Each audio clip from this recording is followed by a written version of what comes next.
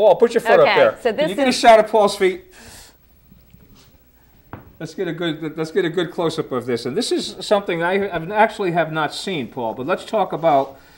This is something you actually use. You are a runner. Yes. And you actually run in this type of footwear. Correct. What is it?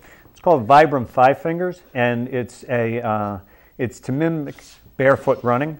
So there's very little support, and you change your running style so that you're actually running on the front of your foot. You're landing more in the middle of your foot and the front of your foot, as opposed to striking on your heel. So it's more like barefoot running, where it's a more natural gait for many people, and it reduces the forces actually coming back up to your knee and to your hip. You actually run lighter, so there's less force coming back up through those joints, which translates to hopefully less injury. And I've been using them for about 1.5 years. It takes a very long time to get used to them, because you do change your running gait. And you don't land on your heel, which is traditionally how you run, where you would heel strike and then kind of roll through with your foot, and that has a tendency to send some more force back up through your knee and hip. With these, the first time you run, if you land on that heel, it only takes you 2 steps to realize you're not going to want to do that, because it's pretty uncomfortable. So you do land more on the front of your foot and the ball of your foot. So you're springing, I guess. You're springing in your gait. Yes, and you shorten your stride, so you're not stretching your leg out as far. So it's shorter. You're landing more with your knee bent, sort of like if you're running uphill, even in regular shoes.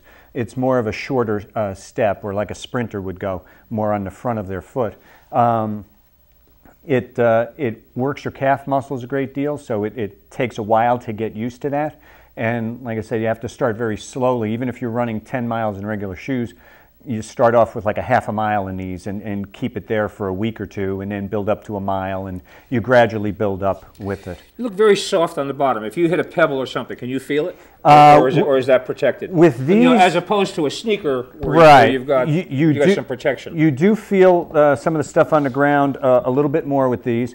The ones I wore before didn't have these rubber pads on them. They were just one thin layer, the original ones, and those you felt every little pebble. These are a little more forgiving, so you don't feel it quite as much. You also do feel the temperature in the road. So when it's cold out, you do feel the cold coming up through these, and in the summer when it's hot, you feel the heat. They do have... so what do you do on a cold day? They do have socks. They have socks with little toe socks. Yeah. So the little toe socks go into the little toe holes. Squash Junior. Yeah, and so you wear those, gives you another layer of warmth, and so that's helpful. But getting used to running in these, like I said, I've been using them for 1.5 years. When I put on regular shoes to run in them, they feel like cinder blocks on my feet. They're so much heavier, and your running gait, you're so used to running with these that it's actually harder to run in regular shoes after a while. So I primarily run in these, and I've gone up to 12 miles in them. So you can run, a great distance.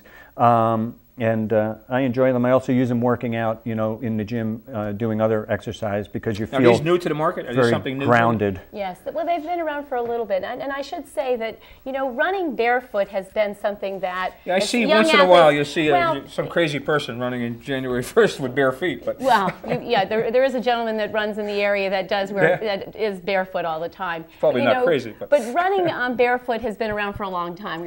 Paul and I were talking about this before. It's most high school or college athlete has worked with their coach or trainer to run on the beach or run in the field. So what's great about it, and what I think is great about it, is you're using collateral muscles. You're developing collateral muscles in your body that help support you no matter what you're doing. Right. So, and I absolutely agree. I mean, it's about progressive adaptation to stress. You've got to teach your body. If you think about what you're doing every day, you're not barefoot all the time. You haven't lived your whole life barefoot. So to get into something like this, it's great to work with a professional, someone that can assist you so you don't get injured.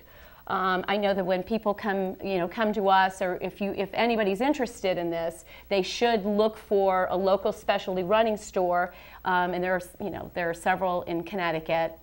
But you should go someplace where they can talk to you about it.